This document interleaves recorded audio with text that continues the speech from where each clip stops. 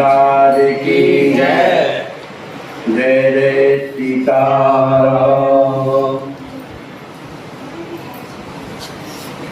कल के प्रसंग में हम आप लोगों ने श्रवण किया कि श्री सती मैया और उनके जो पति जगन्नाथ मिश्र थे वे बड़े दुखी रहा करते थे जब से विश्व रूप घर छोड़ करके और संन्यास ग्रहण करते। अत्यंत दुखी होने के कारण, क्योंकि उनके जीवन में बड़ी दुर्घटनाएं घटी। जीवन में जब विपत्ति आती है तो विपत्ति साथ छोड़ती नहीं, एक के बाद एक निरंतर लगी रहती। ये महापुरुषों के जीवन में भी देखा जाता है। इनके जीवन की ऐसी कथाएं हैं कि श्री जगन्नाथ मिश्र जी का जब विवाह हुआ और उनके वो अनुकूल पत्नी भी थी, पतिव्रता थी, माने हर विषम परिस्थिति में भी उनका उत्साह थी। भगवान की बड़ी कृपा, सदाचारी ब्राह्मण, कभी असत्य की कमाई में कभी हाथ नहीं लगाया और ईमानदारी से जीवन व्यतीत करते थे। तो घर में विषम परिस्थिति बनी रहती थी, घर में गरीबी रहती। आखिर कुछ समय के बाद सती देवी के गर्भ से 8 कन्याएं उत्पन्न हुई। 8 कन्या, लेकिन वो 8 कन्या जैसे ही पैदा होती थी कुछ दिनों के बाद उनका जीवन समाप्त हो जाता था। इस तरह से उनकी जो 8 कन्याएं थी सब मृत्यु को प्राप्त हो गई और इस तरह से उनका जीवन जो है वृद्धावस्था की ओर लग गया। अब दोनों पति पत्नी वृद्ध हो चुके थे। अब उनको ये लगा कि अब पुत्र तो कभी होना नहीं, क्योंकि समय व्यतीत हो गया। 8 कन्याएं, उसमें भी अगर एक भी बची रहती हो हमारे कम से कम सेवा के लिए रहती। लेकिन भगवान की कैसी मनी वो हमारे दुर्भाग्य है। तो घर में गरीबी अलग, 8 कन्याएं उत्पन्न हुई, वो भी शरीर छोड़ के चली गई। अब केवल दोनों पति पत्नी उस घर में रहते। इसी तरह से भगवान से प्रार्थना करते थे पंडरीनाथ से कि प्रभु कम से कम एक पुत्र तो घर में ऐसा आ जाए कि कम से कम हम लोगों की सेवा तो करे। आखिर भगवान अपने सच्चे भक्तों की जो इच्छा है उसको पूर्ण करते हैं। भगवान ने उनकी इच्छा पूर्ण किया। उनके घर में एक बहुत ही सुंदर बालक आया जिनका नाम विश्वरूप था। और जैसे जैसे बड़े हुए, पंडित बन गए, युवावस्था को प्राप्त हुए, वो भी घर छोड़ करके चले। अब इसके बाद भगवान की और कृपा कि उनके 5-6 वर्ष बाद विश्वरूप के उनके यहाँ एक बालक का जन्म होना है। लेकिन जब कोई महापुरुष किसी के गर्भ में आता है तो उसके माँ की जो प्रसव की वेदना रहती है वो कम हुआ करती है। उनके शरीर जो इतना हल्का था कि उन्हें लगता ही नहीं था कि हमारे घर में कोई है। लेकिन वो तो महापुरुष थे, उन्हें अनेक प्रकार के जितने रात्रि में स्वप्न आते थे। कभी ब्रह्मा जी आते थे, कभी विष्णु भगवान आते, कभी शंकर भगवान आते, कभी देव आते, कभी देवता आते और वो स्तुति करते थे। ये उन्हें अनुभव होता। उनके हृदय में बड़ी प्रसन्नता होती थी। उन्हें एक भी किंचित मात्र का दुख नहीं था गर्भ धारण करने। तो सभी कोई लड़के तो 8 माह या 9 माह 10 माह में पैदा हो जाते। लेकिन ये जो महापुरुष महाचैतन्य प्रभु जो आ रहे हैं ये 13 महीने गर्भ में रहे। 13 महीने।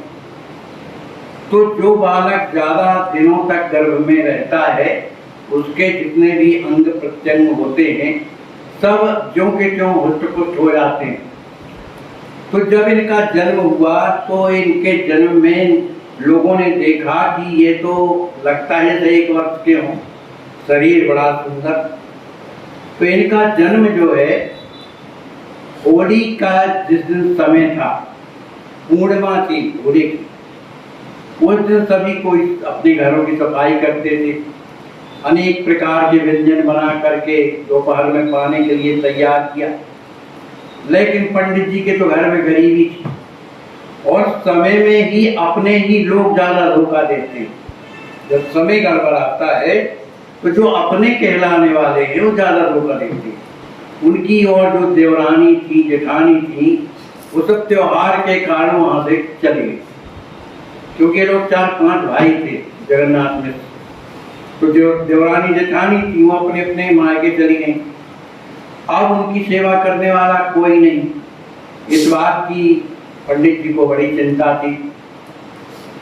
तो उन्हीं के एक परिचित के थे, उनके ससुराल के थे, उनका चंद्रशेखर नाम था। वो अपनी पत्नी को ही साथ लेकर के आ गए।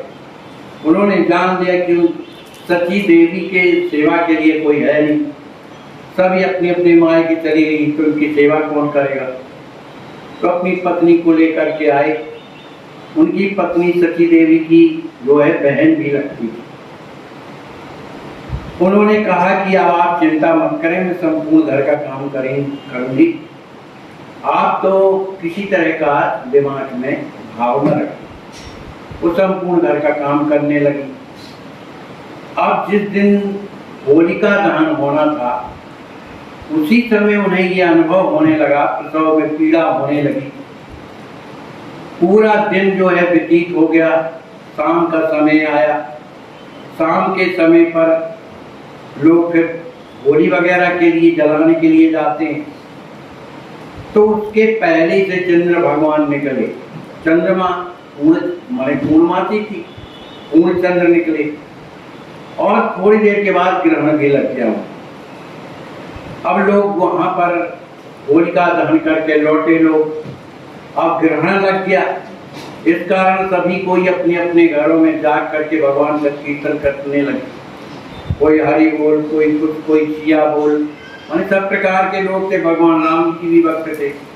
तो कीर्तन करते हुए उन्हें जब तक वो ग्रहण रहा तब तक वो कीर्तन करते रहे। जैसे ग्रहण उगले, सभी जितने माने गांव के जो लोग थे, नदिया गांव के, वो सब गंगा स्नान करने के लिए जाते।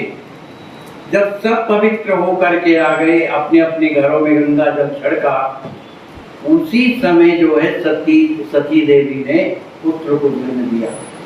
दिन का 3 माने सवेरे का पहर था, जन्म हुआ।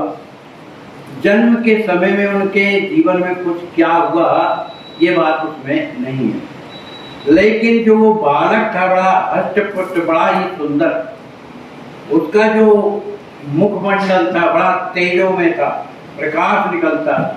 उसके उठे हुए गाल थे, सुंदर जो अधर थे बिल्कुल अरुण रंग के थे और उसकी बड़ी बड़ी आंखें थी, बढ़िया घुंघराले बाल थे। इस तरह का वो लड़का रोया नहीं। वो एक प्रकार का अपने आप में टुम सा रहा, कुछ सोच फिक्र में था, ऐसा लग रहा था।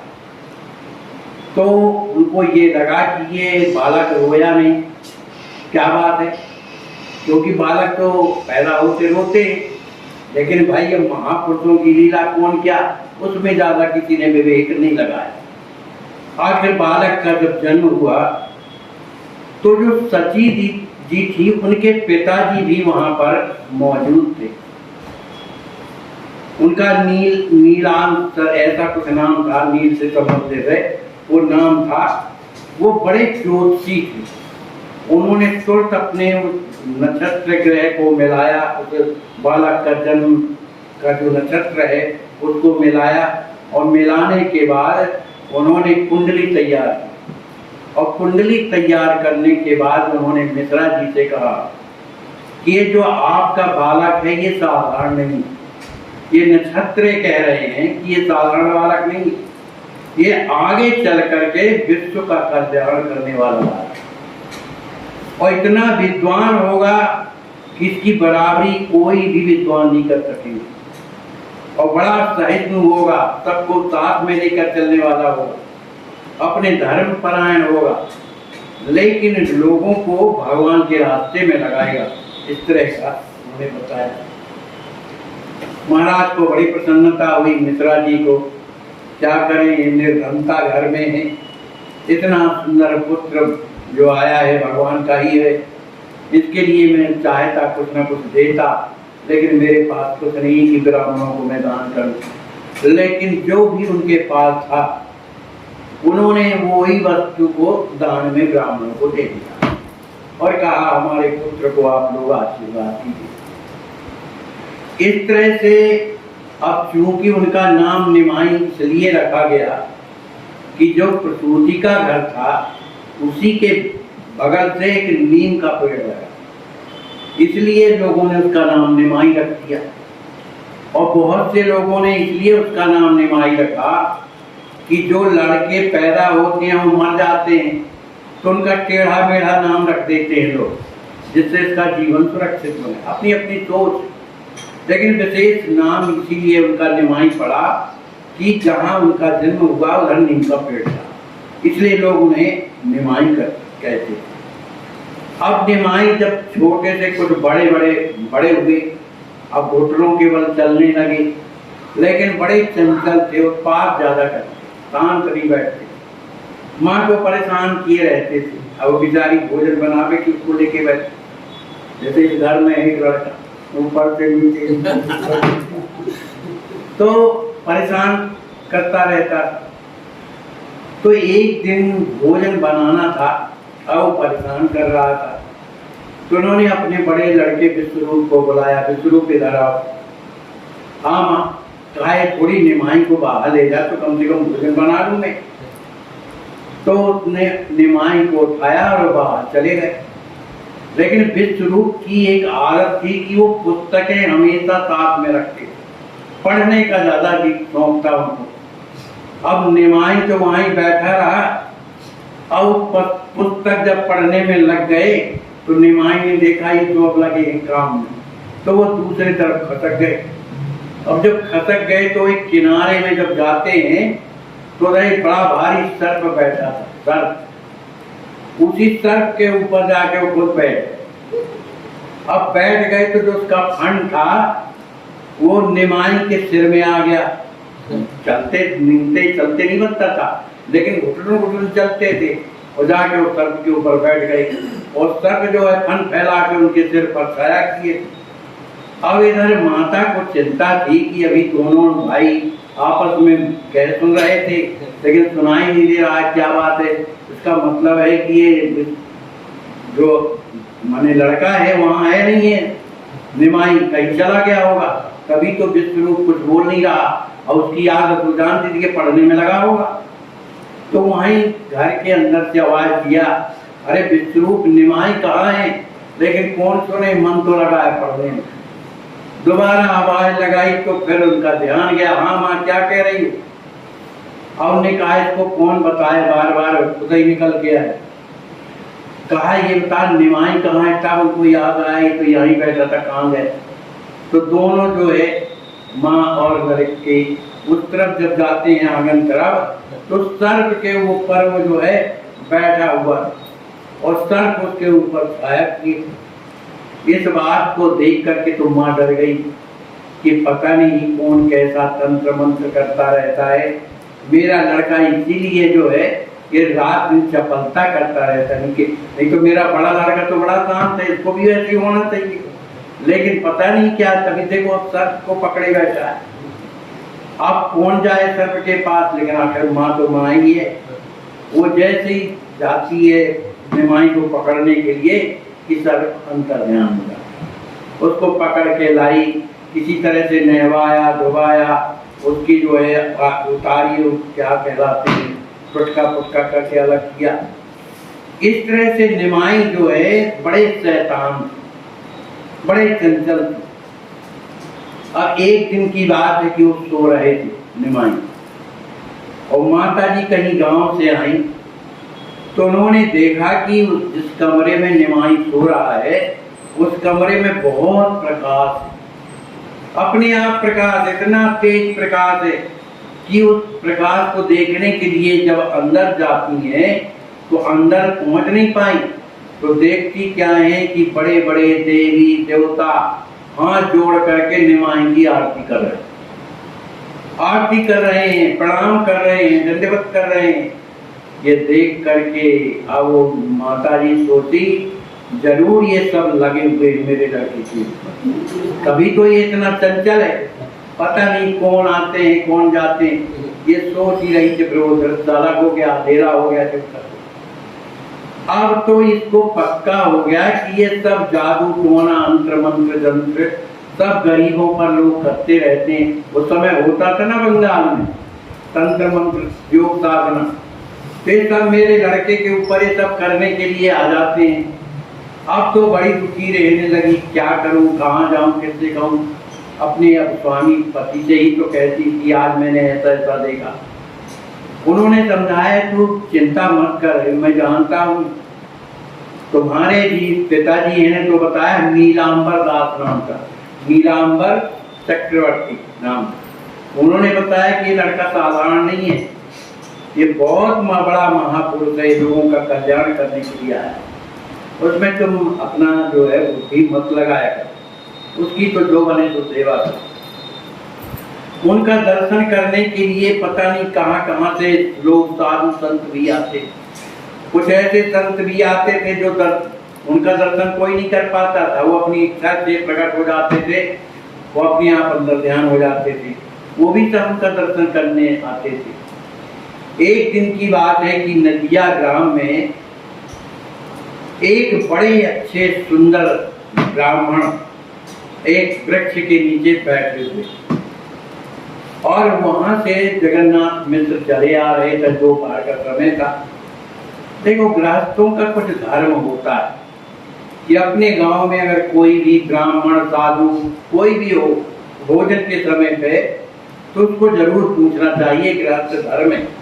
यदि वो ऐसा नहीं करता है तो गृहस्थी का धर्म नहीं निभा पा। तो जगन्नाथ मिश्र जी के यहाँ यद्यपि गरीबी थी लेकिन ब्राह्मण है, तो उनके चरणों में उन्होंने प्रणाम किया और हाथ जोड़ के प्रार्थना की, महाराज दोपहर का समय हमारे यहाँ पधारिए और बढ़िया भोजन प्रसाद पाइए। उनकी उस विनम्रता को देख करके वो ब्राह्मण देवता उनके साथ चले गए। फिर हर आए, घर में उन्होंने बैठने के लिए आसन दिया। माता सती भी आई, उनके चरणों में प्रणाम किया, जल लाया, उनके चरण धोए और उनका चरणामृत पूरे घर में सिंचित कर। इसके बाद हाथ जोड़ करके प्रार्थना सती देवी ने कहा कि महाराज क्या पाएंगे आप, आपको क्या पाना है। कहा माता जी जो आप देंगी तो हम पा लेंगे, लेकिन हम स्वयं बना के पाएंगे, किसी का हम दुआ नहीं करेंगे। ठीक है महाराज। उसने दाल चावल रोटी साग सब कुछ दिया। अब वो बढ़िया भगवान के भक्त थे, वो तो बढ़िया अपनी रसोई उन्होंने सिद्ध किया। काफी समय लगा। अब रसोई जब सिद्ध हो गई, जब वो थाल सजा करके, और उसी कमरे में तो थे कोई और तो था नहीं, सजा करके और जैसी तुलसी पधराई और भोग लगाने के लिए भगवान का आह्वान किया, तो भगवान तो जो तो है स्वयं जो है निमाई पहुंच गए। निमाई पहुंच गए और उनके दाल चावल को पाने लगे। अब जब वो आंखें मूंदे बैठे थे, कोई इधर चटपट होने लगा तो आंखें खोली, अरे कहा भैया ये तो सब बिगड़ गया। बताओ ये तुम्हारा बालक जो है भगवान के भोग को पा रहा है, हमारे भगवान कैसे पा सकते हैं इसको, हम नहीं पाएंगे। लो अब तो महाराज उनके जो पिताजी थे बड़े नाराज हुए, लेकिन वो विशेष बड़े थोड़ी थे, 4-5 साल के बालक थे। तो उन्होंने मना कर दिया, कहा सुनो उसमें बालक का दोष नहीं है, बालक को चंचल हो क्या समझे, ये शुद्धि और शुद्धि क्या होती, इसमें तो आपको ध्यान देना चाहिए, उसको मारिए नहीं। रुक गए। अब कहा कि महाराज अब पुनः बना दीजिए। कहा काम तो ऐसे ही हो गई। और फिर दूसरी बात, हमारी आदत है, हम जंगलों में रहते हैं, फल फूल मिल जाता है उसी को पा लेते हैं, और नहीं भी मिलता है तो भूखे भी रह जाते हैं, हमें कोई फर्क नहीं पड़ता। लेकिन सच्ची माता चरणों में गिर गई, नहीं महाराज बताइए आप हमारे घर में अतिथि बन के आए, वो आप भूखे रहे और हम लोग प्रसाद पाए, ऐसा तो संभव नहीं। आप प्रसाद नहीं पाएंगे तो हम लोग भी क्यों पाएंगे। अब उनको लगा कि सही बात है, प्रसाद नहीं पाएंगे, इनका एक बालक है वो भी भूखा रहेगा और ये तो अलग ही है, नटखट जो करता है। उन्होंने किसी तरह से हिम्मत करके बांधी, दाल चावल रोटी सागा पड़ता पड़ता बना करके और थाली में रख करके और कहा भाई उस बालक को जो है सावधानी से रखना तुम लोग, यानी कि फिर से उसके आने दो। तो उन्होंने क्या किया उनकी माता जी ने कि उसे निमाई को अपने गोद में बैठा दिया और पकड़ रही। अब जब पकड़े रही, अब ये है थाली में भगवान की तुलसी डाल के आंखें मूंद करके हे प्रभु पधारो भोग लगाओ। ऐसे ही ज्यों आंखी मूंदा क्यों जो है जितने बैठे थे उनके घर वाले साहब को नींद आ गई, माता जी को भी नींद आ गई। अब वो धीरे से वहां से निकले और आकर के भोग लगाने लगे। अब फिर जब शोरगुल सा हुआ, चटपट की आवाज आई, फिर आंखें खोला, अब तो देख के हैरान हुए कि अब क्या करें, कुछ कहा सुना नहीं। अब महाराज जो दिसंबर वो क्या नाम जगन्नाथ थे वो तो वहां ही रहे, उनको इतना गुस्सा आया कि मारने के लिए दौड़े निमाई को। तो उन्होंने कहा सुनो हमारी सौगंध है, इस बालक को हाथ मत लगाना, उसकी गलती नहीं है, ये तो सब आप लोगों की तरफ से गलती हो जाती है जो उसको छोड़ देती है। अब माता जी आके बोली महाराज क्या बताएं, हमको ऐसी नींद आई कि वो कब गोद से निकल गया हमको मालूम नहीं है महाराज। कहे उसमें आप लोगों का दोष नहीं है, हमारे भाग्य में ही आज भोजन नहीं बदला, इसलिए कोई बात नहीं है, अब कल देखेंगे। इतने में विश्वरूप आए। विश्वरूप को देख करके वो ब्राह्मण बड़े प्रसन्न हुए।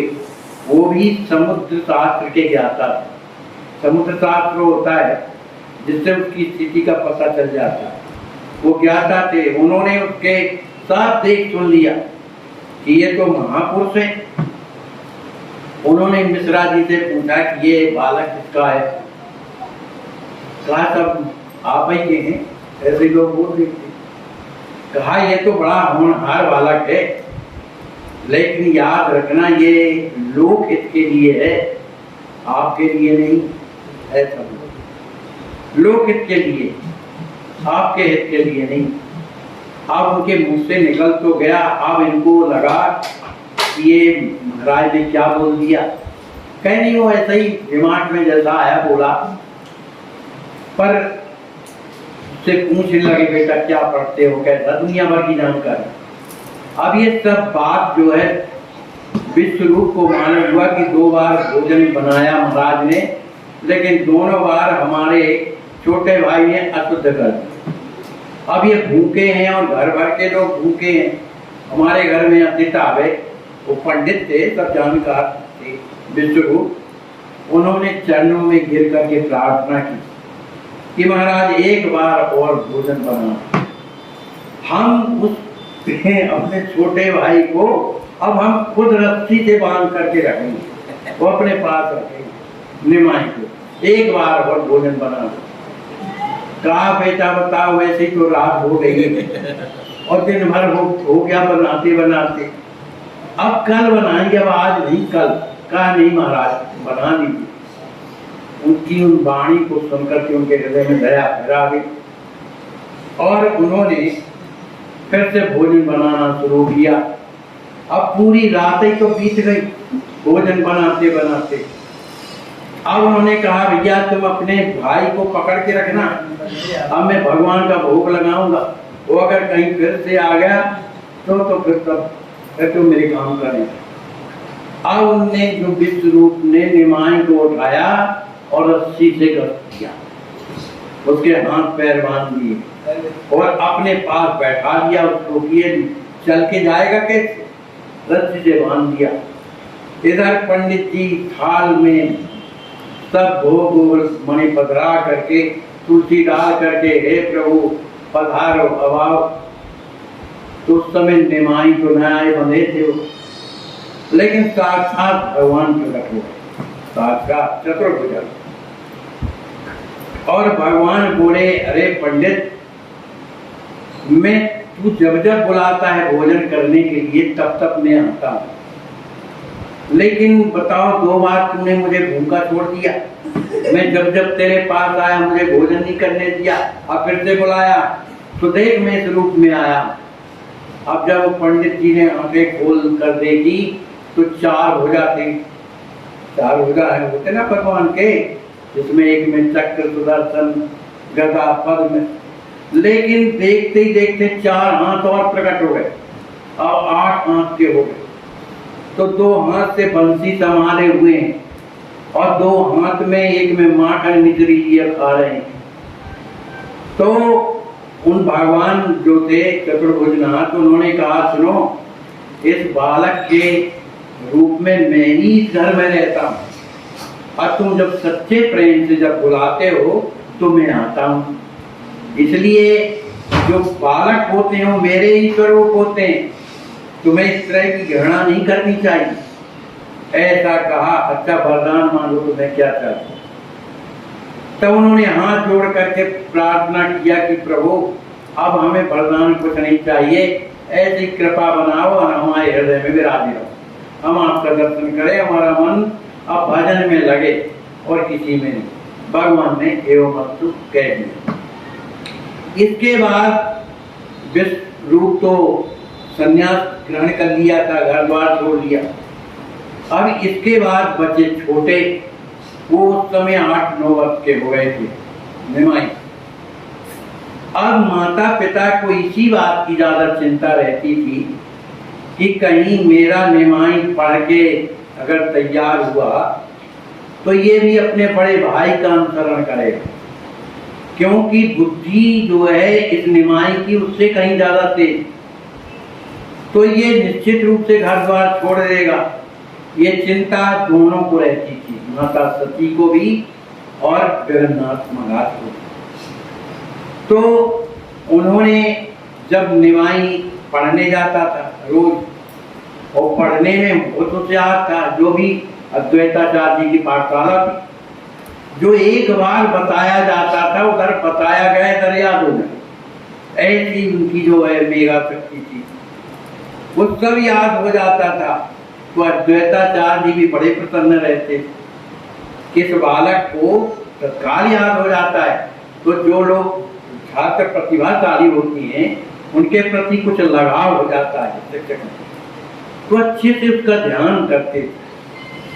अब वो जब घर आ करके वो फिर खेलते खेलते कुछ नहीं, न उनमें कोई चंचलता थी, अब उनका मन पढ़ने में लगता था। और यही स्थिति थी विश्वरूप की। अब माँ बहुत घबराती थी कि एकदम रात दिन पढ़ने में दिमाग लगाता है, तो लगता है ये भी घर द्वार छोड़ के भाग जाएगा, बताएगा नहीं। तो माँ जो है उसे पकड़ लेती थी निमाई को और गोद में बैठाती थी। कहा बेटा तू एक बात बता कि जब तू पढ़ लिख लेगा ना तो तू क्या करेगा। कहा माता जी मैं जब पढ़ लिख जाऊंगा तो पंडित बनूंगा, और क्या करूंगा। फिर क्या करोगे, तुम भी अपने बड़े भाई का अनुसरण करोगे जैसे वो साधु हो गया। नहीं नहीं, वो अनुसरण में नहीं करूंगा, जैसा आप लोग कहेंगे वैसे करूंगा। छोटा बालक है, कौन बड़ी बात है, आगे लड़के तो लड़के, लेकिन माँ का हृदय जो है घबराता रहता है। उन्होंने अपने पति से कहा कि किसी तरह से आप जो है निमाई को समझाइए। अरे पढ़ लिया उसने केवल काम चलाने के लिए, कोई जरूरी थोड़ी कि ज्यादा पढ़े। अरे कुछ पढ़ लिख ले, कोई चीज आवे तो पहुंच ले, ज्यादा पढ़ने की क्या जरूरत। ज्यादा पढ़ेगा तभी तो बिगड़ेगा, इसलिए इसकी पढ़ाई बंद करे। लो भैया, उन्होंने कहा तो फिर भेजो उसको। हम निमाई उधर जब जाते हैं, बड़े अच्छे बालक शिष्टाचार वाले, अपने पिताजी के चरणों में प्रणाम किया और बैठ गए। मिश्रा जी जो थे जगन्नाथ महाराज, उन्होंने कहा बेटा निमाई हम तुमसे जो कहेंगे तुम हमारी बात मानोगे। निमाई होशियार थे, विद्वान थे बचपन से। उन्होंने कहा पिताजी हमें ये बताइए कि आज तक आपने जो कहा हो ना माना हो तो कोई बात बताइए। जब आपकी हर बात को हम मानते हैं तो ये बात क्यों नहीं मानेंगे? जरूर मानेंगे। कहा तो बेटा ये है, हमारी इच्छा ये है कि कल से तुम पढ़ने मत जाना, बस यही हमारी आज्ञा है तुम्हारी। और इस बात को मानो, चाहे वो अच्छी लगे चाहे तुम्हें ना लगे, लेकिन हमारी ये आज्ञा है। अब तो उनके हृदय में तो थोड़ा लगा, लेकिन अब पिताजी की आज्ञा, कुछ बोले नहीं, उनके चरणों में प्रणाम करके कहते हैं ठीक है, जैसी आपकी इच्छा मैं वही करूँ। और वहां से उठ के आते हैं माँ के पास। माता जी के पास बैठ करके सारी घटना बता दिया कि पिताजी की आज्ञा हुई है माता जी कि पढ़ने मत जाओ। अब आप हमको आज्ञा दो तो हम करें क्या? जब पढ़ने ही ना जाए तो अब हम करें क्या? बैठे घर में हमको अच्छा नहीं लगता, कुछ तो चाहिए। कहा कुछ नहीं बेटा, तुम रोज आना अपना लड़कों के साथ में खेला करो, और जब भूख लगे तो घर आ जाया करो। ठीक है, कल से हमें यही है आज्ञा का पालन, कम से कम पिताजी की भी आज्ञा का पालन हो और माता जी की आज्ञा का पालन हो, तब तो मेरा जीवन बहुत बढ़िया है। अब दूसरे दिन से फिर उन्होंने उत्पात मचाना शुरू किया। गंगा जी में पहुंच जाते, जो गायत्री मंत्र का जाप करते ब्राह्मण, नहा करके गंगा के भीतर, तो कई लड़कों को ले जा करके इतना पानी उछालते, और जब तक उछालते जब तक उस पंडित के ऊपर छींटे ना पड़े। अब वो पंडित बिगड़ जाते, ये कैसा लड़का है बताओ, हम ध्यान में लगे, गायत्री मंत्र में लगे हैं, और इसने छींटा डाल दिया। दुनिया भर का सुनाते, वो बड़े प्रसन्न होकर के अपना निकल आते। अब दूसरा उपद्रव क्या करते, जो किनारे के घाटों में कपड़े रखे रहते, जो पहनने के लिए नहाने के बाद उनको पहनते थे, उन सबको धीरे के डुबा देते और जहाँ तहाँ जाते। अब सब गीले हो जाते। अब जो भी नहा के निकलते, भैया हमारे कपड़े का साइड में पानी कैसे आ गया? अरे कहा ये वही लड़का है, वो जो मिश्रा जी का है, बड़ा नटखट लड़का है। अब इतना माने एक प्रकार के सबको परेशान करते थे वो। सब कोई आकर के उनके पिताजी से कहते हैं ये तुम्हारा लड़का जो है नटखट होता जा रहा है, अरे कम से कम उसको स्कूल भेजो तो सुधर जाएगा, आगे चल करके पता नहीं कितना उपद्रव भी निकलेगा। और बेचारे जहाँ पढ़ने वाली बात आती तो बेचारे कुछ नहीं बोलते। अंत में जब इसमें भी उन्हें पढ़ने के लिए नहीं कहा गया, उन्हें तो उपद्रव करना था। दूसरे दिन उन्होंने क्या किया, कुछ लड़के होते ही हैं बेफालतू के, जिनका मन पढ़ने में नहीं लगता, ऐसे लड़कों को उन्होंने पकड़ा कि इनको स्कूल तो जाने नहीं, हमारी साथ में रहे। तो अपने घर में जो पुराने कपड़े फटे पुराने चिथड़े रखे थे उन्हीं को पहन लिया निमाई ने, और आंखों में पट्टी बांधी, और हाथ में एक जो है कुल्हड़ ले लिया, कटोरा मिट्टी का, और आंख में पट्टी बांध करके एक लड़के के हाथ में, एक कंधे में हाथ रख करके, और कहें चलो अपन सबके घर में कुछ ना कुछ मांगेंगे, तो कुछ तो मिलेगा, तो अपना उधर पूर्ति होगी। अब वो जिसके घर में जाता, मैया हमको जो है कुछ भिक्षा दो, तेरे लड़के बच्चे बड़े प्रसन्न रहेंगे, खूब फलेगी पूरी के तेरा घर। अब स्त्रियां जब सुनती तो उसको देख करके बड़ी प्रसन्न होती हैं, कहीं का कपड़ा कहीं पहने, आंख में पट्टी बंधी, और बस यही मुझे भिक्षा दो। तो किसी किसी को दया आ जाए कि देखो ये लड़का कितना चपल है, तो कोई मिठाई देता, कोई कुछ देता। अब उसी को सब बांट के लड़के लोग पा लेते, बड़े प्रसन्न रहते, ये तो काम बढ़िया है, घर से कोई मतलब नहीं, खाने को खूब मिलता है। अब इस तरह से हर एक घर में मांगते मांगते खुदाई के घर में पहुंच गए, और अपनी घर में ही जाकर के अरे भैया कुछ तो जो है देख तेरे घर में गरीब ब्राह्मण का लड़का अंधा खड़ा हुआ है, तेरे लड़के बच्चे भगवान करे सुखी रहे, कुछ तो हमको भिक्षा दे दे। अब माता तो भोजन बना रही तो लोग लगा कि ये मेरा निमाई जैसी आवाज लग रही है, ये कैसी भिक्षा मांग रहा है। माता जी दौड़ करके आई, जैसे किवाड़ा खोला तो देखा निमाई था, आंखों में पट्टी बंधी, चिथड़े चिथड़े पहने था, हाथ में कटोरा लिए था कुल्हड़। और फिर वही कह रहे माता जी देरी मत कर, जल्दी ला के दे। एक गरीब ब्राह्मण का बालक है ना, वो व्यक्ति को मांगेगा और क्या करेगा, तू तो दे दे। अब तो माता का हृदय बड़ा दुखी हुआ कि देखो ये पढ़ने के कारण कितना नाटक करता है कि सब लड़कों को लेकर के घूमता है, तो सब लड़कों को अंदर ले जाती है सती मैया, सबको कुछ ना कुछ मिठाई देकर उनको बाहर जाने देती हैं। उसके कपड़े उतार करके उसकी पट्टी आंखों से खोली और कहने लगी, निमाई ये तू क्या करता है? पता है आँखी में पट्टी बांधता है, कटोरा लेकर के भीख मांग। कहा माँ बुरा मत मानो, जो ब्राह्मण के बालक पढ़ते रहे नहीं है वो अंधे ही होते हैं, किसी काम के नहीं होते।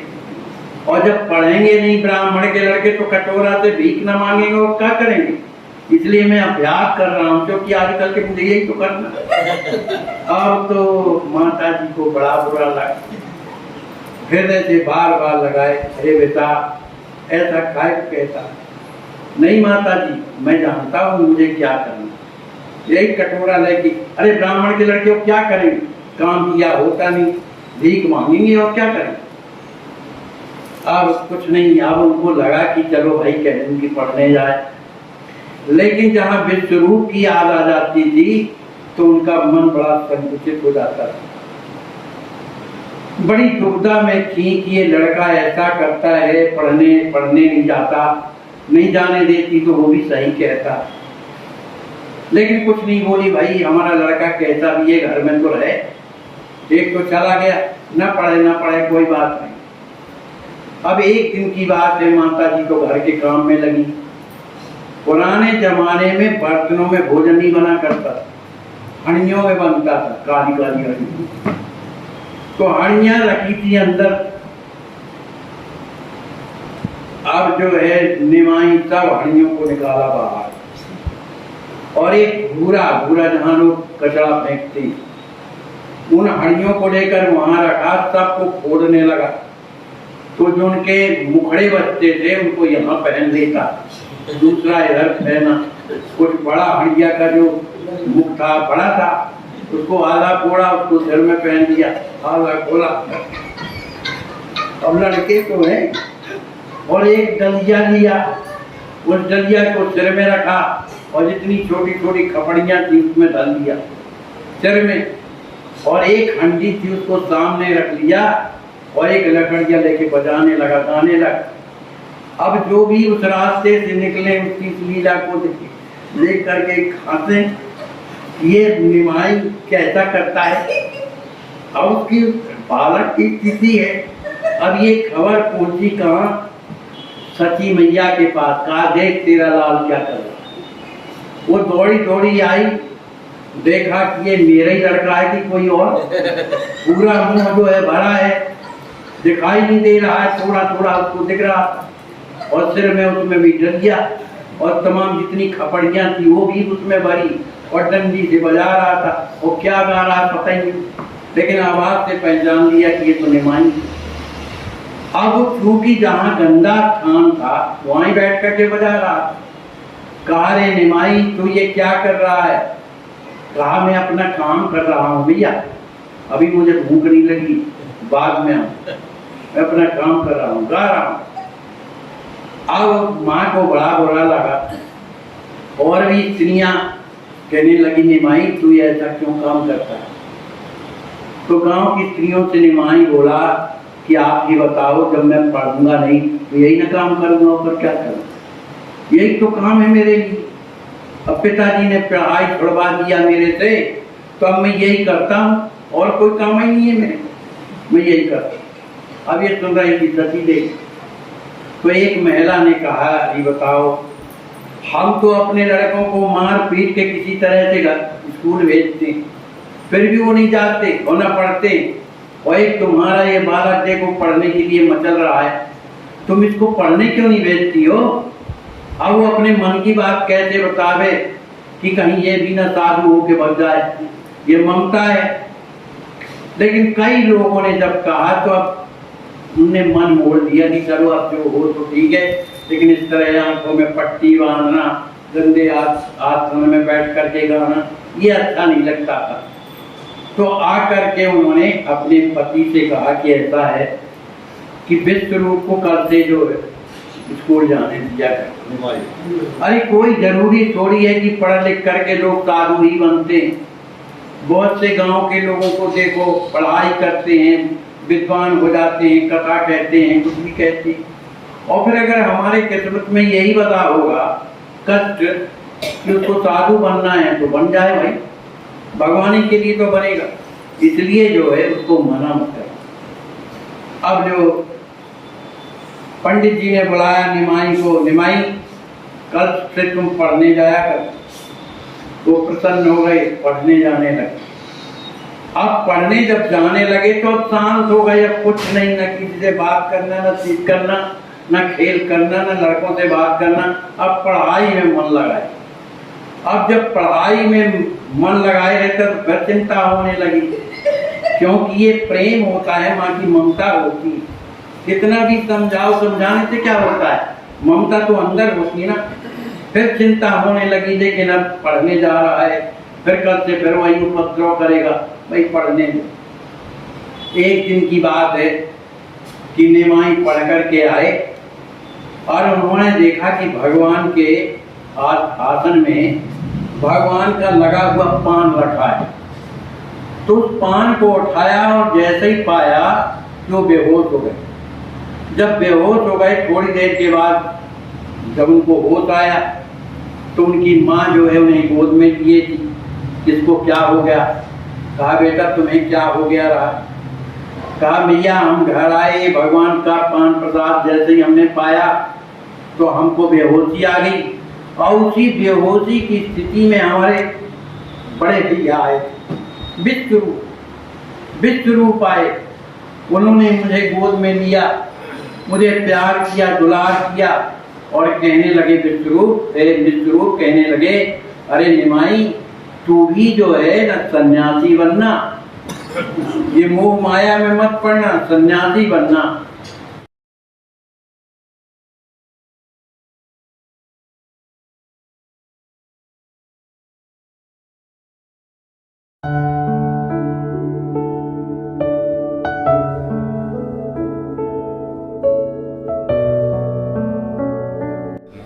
कहाँ विराजते हैं आप? क्या नाम है आपका?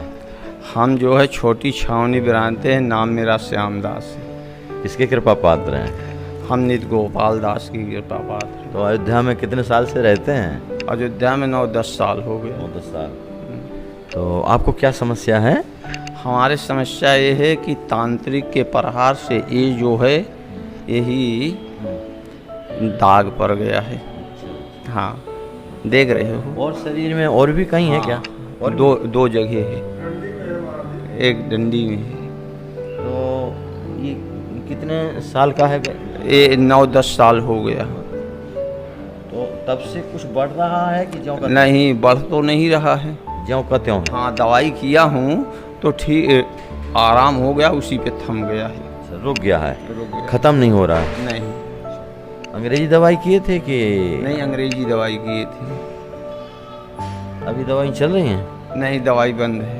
कितने समय से? लगभग साल भर से। तो आप ट्रस्ट से इलाज कराना चाहते हैं? हाँ सोच रहे हैं कि इलाज हो जाए तो ठीक है। चलो आपको प्रयास किया जाएगा और अच्छी तरह से पहले जांचें हो जाएं और फिर इलाज चालू हो जाएगा।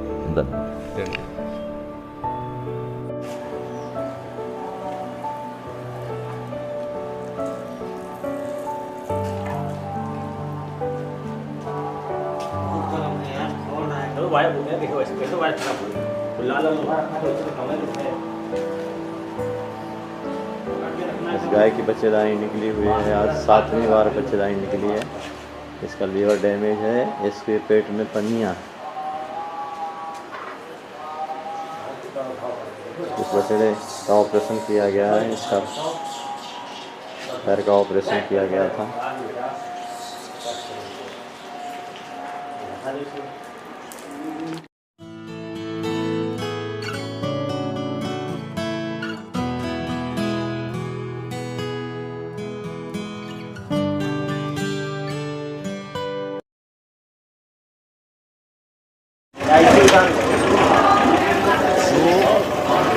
को भी